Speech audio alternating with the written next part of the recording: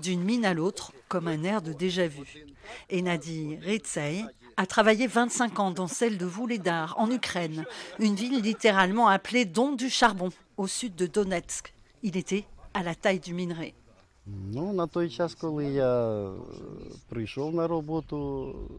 Quand j'ai commencé, nous étions 5000 personnes à travailler, puis environ 3000 quand je suis parti. En 2022, il y a eu la grande invasion. Ensuite, la mine a été détruite par les bombardements.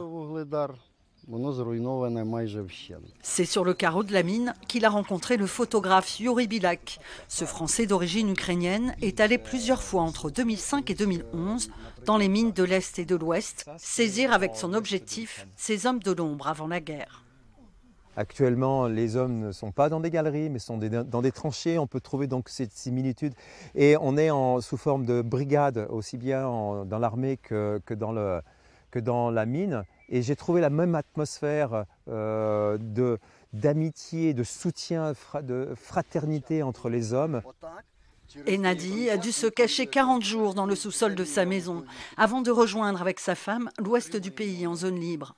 Il vit désormais à 30 km de Kiev, très loin de la zone occupée, là où son fils est enterré. Nous avons tout perdu.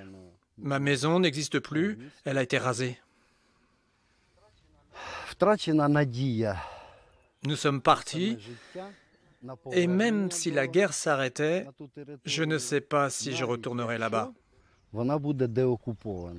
L'ancien mineur a retrouvé un peu d'espoir avec cet hommage rendu aux gueules noires de son pays, ici, dans ce petit coin du Tarn.